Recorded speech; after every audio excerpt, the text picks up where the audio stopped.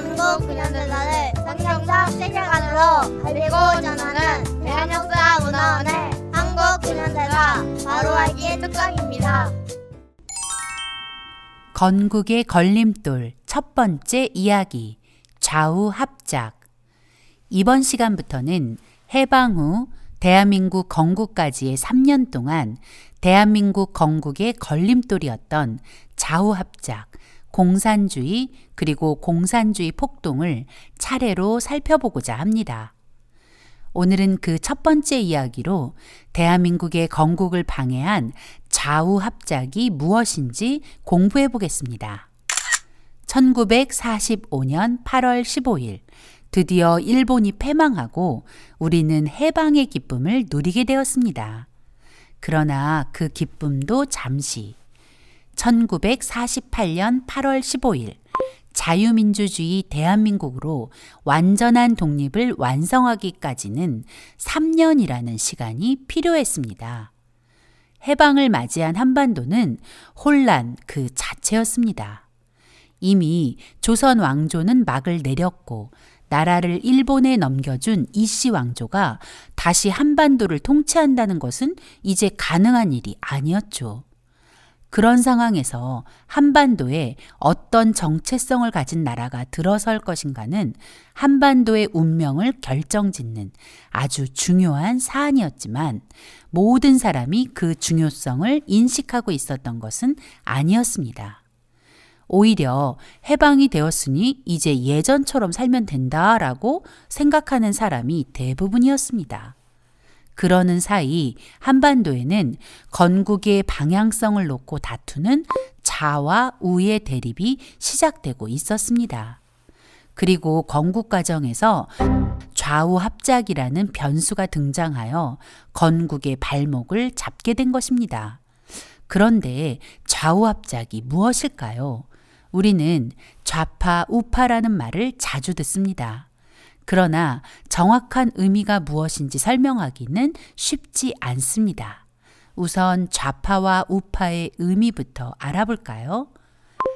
좌파와 우파의 기원은 프랑스 혁명으로 거슬러 올라갑니다. 당시 프랑스의 국회였던 국민공회에서 의장석을 기준으로 급진파, 즉 혁명파는 왼쪽, 온건파, 즉 왕당파는 오른쪽에 앉았습니다. 이것이 급진파는 좌파로, 온건파를 우파로 부르게 된 시작입니다. 그러나 누가 좌파고 누가 우파인지 시대에 따라 나라에 따라 의미가 조금씩 달라지기도 합니다. 그리고 어느 나라든 좌파와 우파가 존재합니다. 우리가 일본으로부터 해방된 1945년, 한반도의 좌파는 공산주의와 사회주의 지지자들이었고 우파는 자유민주주의 지지자와 민족주의자들이었습니다. 그런데 해방 후 건국 과정에서 좌우합작이라는 신기한 현상이 일어나게 된 것입니다. 전혀 정체성이 맞지 않는 두 집단이 합작하자는 이야기인데 절대 가능한 일이 아니었죠. 이 좌우합작이 바로 하나님이 주신 꿈과 사명을 감당할 하나님의 말씀대로 통치되는 거룩한 나라, 대한민국 건국의 발목을 잡는 사단의 방해 공작이었던 것입니다. 지금부터 왜 좌우합작이 건국의 걸림돌이 되었는지 그 이유를 알아보겠습니다. 1917년 볼셰비키 혁명 이후로 전 세계는 공산주의 열풍이 불고 있었습니다. 우리가 해방할 당시에도 공산주의 열풍은 계속되고 있었죠. 공산주의 사상은 마치 모든 사람에게 진정한 행복을 가져다 줄 것처럼 보였습니다. 왕정제도와 신분제도의 굴레 속에 고통받던 조선 백성은 일제의 나라를 빼앗긴 36년 동안에도 여전히 그 굴레를 벗어나지 못했습니다. 그런 조선의 백성들에게 들려온 공산주의자들의 말은 너무나 획기적이었습니다. 부자와 가난한 사람이 똑같이 나눠 가지는 평등한 세상을 공산주의가 만들어준다니 얼마나 좋은 말입니까? 가난과 신분제도로 고통받던 사람들에게 공산주의자들의 말은 듣기만 해도 마음에 맺힌 무엇인가가 쑥 빠져나가고 위로와 감동이 넘쳐나는 말이었을 것입니다. 그래서 해방 후 한반도에는 공산주의의 실체를 모른 채 공산주의와 사회주의를 지지하는 사람이 넘쳐났습니다. 1946년 미 군정청의 조사에 따르면 38선 이남에 사는 사람들의 78%가 사회주의와 공산주의를 지지한다는 결과가 나왔다고 하니 그 당시 공산주의 열풍이 얼마나 강력했는지를 알 수 있습니다. 더구나 대한민국이 자유민주주의 체제로 건국된 것은 그야말로 기적이었던 것이죠. 우리가 일본으로부터 해방되기 직전인 1945년 8월 9일 소련은 일본에 선전포고를 하고 한반도에 들어왔습니다. 명목상으로는 일본 군대를 한반도에서 몰아내겠다는 것이었지만 사실은 한반도를 공산화하려는 속셈이었죠. 소련 군대가 북한으로 들어왔을 때 소련의 속마음을 몰랐던 사람들은 일본을 물리쳐줄 군대가 들어온다는 말에 소련 군대를 환영했습니다. 앞으로 소련이 얼마나 끔찍한 일을 저지를지 상상도 못하고 소련군을 환영한 것이죠. 하지만 소련 군대가 북한에 들어올 즈음 이미 일본은 망해가고 있었습니다. 45년 3월 10일 미국이 도쿄에 어마어마한 양의 네이팜탄을 쏟아부어 도쿄를 초토화시켰고 8월 6일과 9일 각각 히로시마와 나가사키에 원자폭탄을 투하해 일본의 무조건 항복을 받아냈습니다. 그러니 소련은 이미 차려진 밥상에 숟가락을 얹은 것뿐이었죠. 이런 상황에서 조선 총독부는 일항의 항복이 공식화되면 한반도에 있던 일본인들의 안전을 장담할 수 없었기 때문에 대비책이 필요했습니다. 조선 총독부는 조선 사람들이 신뢰할 만한 사람을 선택해서 그 사람에게 치안권을 이양하여 일본인이 안전하게 빠져나갈 동안 안전을 보장받겠다는 수를 생각해냈죠. 조선 총독부가 국리 끝에 낙점한 사람은 여운형이었습니다. 여운형은 배제학당 출신으로 승동교회에 출석하던 기독교인이었습니다. 자신의 집 노비를 속량하고 독립운동도 했습니다. 그런데 문제는 그가 공산주의자였다는 것입니다. 여운형은 1920년 8월 상해에서 고려공산당 결성에 참여했고 이루크츠크 고려공산당에 가입했으며 1923년 소련의 지원을 받아 임시정부의 개조 또는 해산을 목표로 한 국민대표대회 소집에 주도적 역할을 한 사람이었습니다.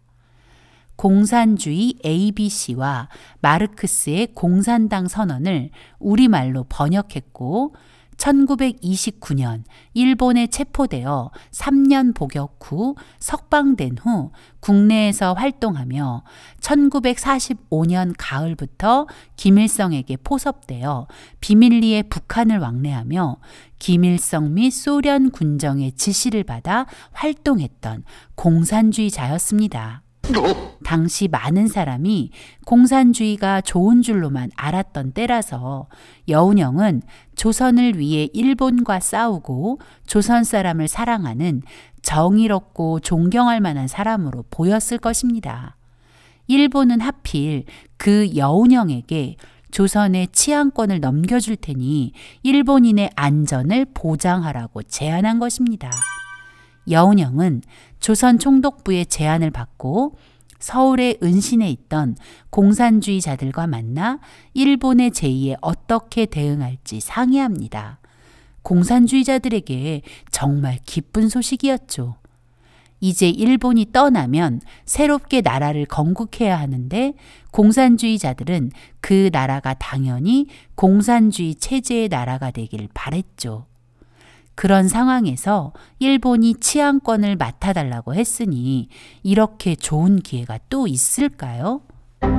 그들은 일본의 제안을 받아들여 치안권을 접수하고 민족통일전선체를 만들기로 결정했습니다. 민족통일전선체는 공산주의자들이 쓰는 주요 전략 중 하나입니다. 공산주의자들은 자신들의 목적을 이루기 위해 적이나 아군을 가리지 않고 연합하는 전략을 사용하는데 실제로 힘을 합하는 것은 아니고 그런 척 하는 것입니다. 여운형과 공산주의자들은 일본의 제안을 받아들인 후 건국준비위원회를 만들어 우파와 손잡는 척하면서 뒤로는 공산주의 나라를 건국하려는 속셈이었습니다. 8월 12일 여운형은 형식적으로 우파와 중도 진영의 사람들을 만납니다. 여운형이 만난 사람은 중도 진영의 안재홍과 우익 진영의 송진우였습니다. 여운형은 두 사람을 만나 조선 총독부가 치안권을 넘겨주기로 한 것과 건국준비위원회를 만들어 건국을 준비하자고 제안했습니다. 중도의 안재홍은 좌우합작으로 건국을 준비하자는 의견에 동의하지만 우익의 송진우는 반대했습니다. 송진우는 이미 대한민국 임시정부가 있는데 왜 여운형이 일본으로부터 치안권을 인수받는지, 더구나 일본의 항복이 코앞에 있는데 왜 망한 일본과 그런 협상을 했는지 이해할 수 없다며 그 제안을 거절했습니다. 우익의 반대에도 여운형은 1945년 8월 15일 아침 일본에게 치안권을 인계받고 그날 밤 건국준비위원회를 결성합니다. 이후로는 건국준비위원회를 건준으로 지칭하겠습니다. 다음 날인 8월 16일 건준 발족식을 마친 여운형의 속마음은 이랬습니다. 일본이 패전했으므로 일본으로부터 정권을 이양받는 것이 당연하다. 일본과 투쟁했던 공산주의자들이 그 정권을 받을 자격이 있다. 조선 총독부가 나에게 치안권을 넘겨주었고 곧 소련이 내려와 한반도를 공산국가로 만들 것이고 이제 감옥에 있던 우리 공산주의자 동지들이 석방되어 좌익에 힘을 보탤 것이니 그 전 단계로 잠시 합작을 하다가 인민위원회를 만들어 인민정권을 수립하고 우리가 원하는 계급 없는 세상, 프롤레타리아가 다스리는 공산주의 나라를 세우면 된다. 여운형이 꿈꾼 나라는 자유민주주의 국가가 아닌 공산주의 국가였음이 분명합니다. 그리고 그들이 말하는 좌우합작은 진정한 연합이 아닌 공산주의자들의 속임수라는 것이 분명해집니다. 건준이 결성되었을 무렵 골수 공산주의자 박헌영이 등장합니다. 일본의 눈을 피해 숨어있던 박헌영은 해방 후 서울에 나타나 자신이 소련에게 인정받은 조선공산당 재건 책임자이며 조선공산당이 재건되었음을 선언합니다. 게다가 건준의 주도권도 박헌영에게 넘어가게 되었죠. 그런 상황을 지켜보던 중도의 안재홍은 건준의 실체를 알게 되었습니다. 자신이 속았다는 것을 깨닫게 된 것이죠. 그렇게 9월 초 중도파 안재홍도 건준과 결별을 선언합니다. 이런 사실을 놓고 볼 때 건준은 공산주의자들을 위한 건국준비위원회였다는 것과 자유민주주의 체제, 대한민국 건국의 걸림돌이었음이 분명해집니다. 그런데 현재 대한민국의 역사교과서가 건국준비위원회를 대한민국 건국의 주도적 역할을 한 것처럼 가르친다는 것이 우리의 마음을 더 비참하게 만듭니다. 박헌영은 여운형에게 건준의 재건파 공산주의자들을 더 많이 참여시키겠다고 통보하고 건준 창설 멤버 중 일제 말기에 일본에 맞서 투쟁하지 않은 사람들은 모두를 건준의 요직에서 배제시켰습니다. 여운형은 그야말로 낙동강 오리알이 되었죠. 이제 건준은 박헌영의 뜻대로 움직이는 더 확실한 공산주의자들만의 모임이 되었습니다. 박헌영은 이제 더 이상 그들의 본색을 감추지 않고 공산주의 나라 건국을 시도합니다. 조선인민공화국을 선포한 것입니다. 이하 인공이라 지칭하겠습니다. 1945년 9월 6일 밤 박헌영과 재건파 공산주의자들 그리고 소수의 경인지역 노동자들은 경기여고 강당에 모여 우리는 3천만 조선인의 총의에 입각한 정부다 라고 주장하며 한반도의 공산주의의 정부 인공을 선포했습니다. 말도 안 되는 억지였습니다. 이렇게 공산주의자들의 빠른 움직임에 혼란스러워진 남한의 상황을 지켜보던 미군정 사령관 하지 장군은 정부인 것처럼 행세하는 정치단체의 활동은 어떤 것이든지 모두 불법으로 취급할 것이다 라고 선포하고 건준과 인공을 불법 정치단체로 규정했습니다. 한반도가 공산주의자들에 의해 혼란스러운 상황에서 8월 9일 북한에 주둔해 있던 소련은 해방 후 열흘 만인 1945년 8월 24일부터 25일 38선을 봉쇄하고 남북의 통행과 통상도 막아버렸습니다. 그리고 9월 6일에는 통신과 우편의 왕래도 차단해 한반도를 완전히 둘로 갈라놓았습니다. 이런 상황에서 1945년 9월 8일 뒤늦게 미국이 남한에 주둔을 시작한 것입니다. 1945년 10월 16일 드디어 자유대한민국의 건국을 책임질 이승만 박사가 33년의 망명생활을 마치고 고국으로 돌아왔습니다.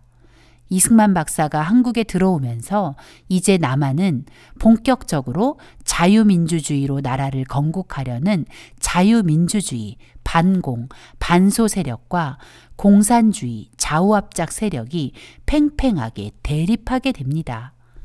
남한이 공산 세력과 반공 세력, 거기에 좌우합작까지 더해져 혼란 속에서 갈팡질팡하고 있을 때 북한은 이미 스탈린의 지령에 따라 공산화가 진행되는 중이었습니다.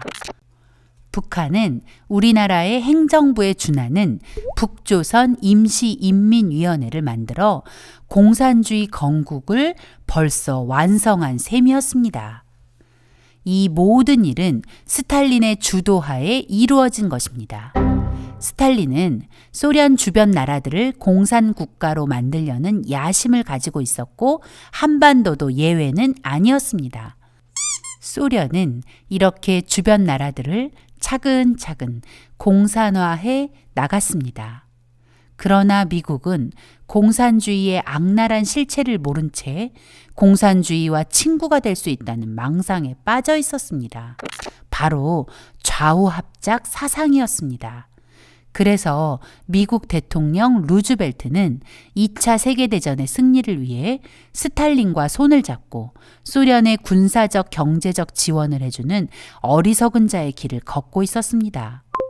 미국이 소련에 지원한 군수물자는 항공기 14,834대, 전차 13,000대, 트럭 42만 7천대, 지프 5만 대, 철강 200만 톤, 상선 95척, 양곡 899만 톤이나 됩니다. 미국은 자신도 모르는 사이 소련의 공산화 자금을 물심양면 지원한 것입니다. 한반도 내의 좌우합작 시도만으로도 남한은 혼란 속에 빠져있던 그때 자유민주주의를 수호하는 미국마저 좌우합작이라는 미혹에 빠져 우리나라 독립의 발목을 붙잡는 걸림돌이 되었던 것입니다. 이번 시간은 건국의 걸림돌 첫 번째 이야기로 좌우합작에 대한 개관을 살펴보았습니다. 다음 시간에 건국의 걸림돌 두 번째 이야기, 좌우합작의 결과인 모스크바 삼상회의와 신탁통치 이야기로 이어가 보겠습니다.